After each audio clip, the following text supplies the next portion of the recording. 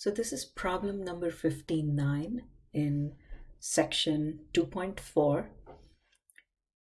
Again, if you see parentheses, multiplication, exponentiation, PEMDAS, very similar to the problems we've done in class. Parentheses first, what does that mean? When I say parentheses first, it means look inside the parentheses first and simplify that expression completely before you cube it. So what can we do inside? You're multiplying two fractions. Multiplying two fractions is the same as canceling all common factors first. And clearly there's one common factor, and that is a 4. So we have 3. That's the only number that's left. 3 over 1 is a 3. Now I don't need parentheses, because I've simplified inside the parentheses first. And what's the next obvious step? 3 cubed is 3 times 3 times 3. 3 3s are 9. 9 times 3, 27. So that's problem number 59. Next, we have problem number 63. Exactly what we've done in class. There's nothing different. So you go 1/3 times, we could simplify the parentheses first. So that's 21 times 8 divided by 4 times 7.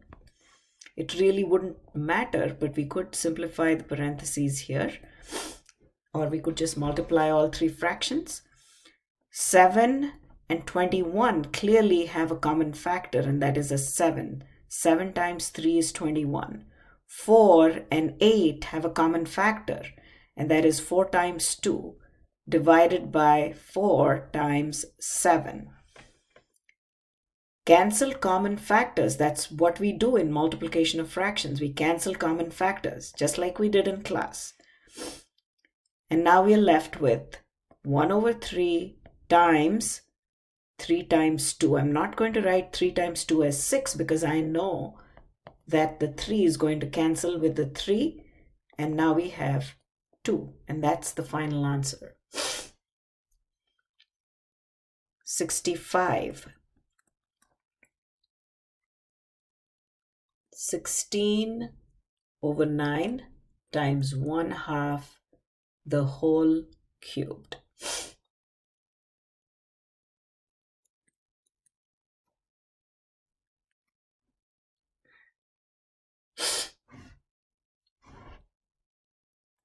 So we have 16 over 9 times 1/2. Inside the parentheses, we cannot simplify any further, so we just need to cube it. So we have 1/2 times 1/2 times 1/2. So this is equal to, now we know there are 3 2's, and in 16 can be written as 8 times 2 is 16. And that's where the 3 2's will come from. The 8. I don't need to break down the 9 because nothing in the numerator cancels with the 9. In the denominator, I have 3 2's. The 8 here is 2 times 2 times 2. Then we have another 2. And then 1 times 1 times 1 is 1. So I'm just going to ignore that. 9 times 2 times 2 times 2. Cancel common factors. And this is equal to 2 over 9. Nothing different from anything we've done in class. Exactly the same thing. But you have to focus and look at the big picture and say, when I'm multiplying fractions, what do? I cancel common factors and simplify the final fraction. Problem 79 is about area. And we've discussed it several times in class that area is length times width, right? If you have a rectangle, the length times width is the area, and area is this, the inside, right? So we have 15 over 16 is the length. You can call it width, whatever you want. You just have to multiply these two numbers. Multiplication for area. So 13 over 16, 15 over 16 has to be multiplied. Two fractions have to be multiplied. Inch times inch is inch squared. Area has square units. So 15 over 16 times 13 over 16. Inch squared will be your final answer. So that's 15 times 13 divided by 16 times 16 inch squared.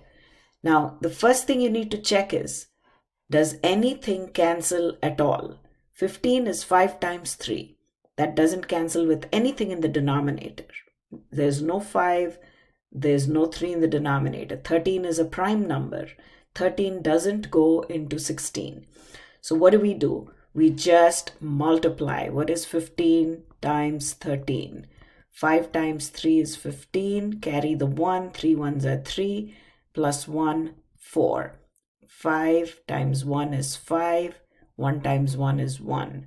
So 5 plus 4 is 9, and that is 195, because there's nothing else we can do other than multiply, because nothing cancels in the numerator.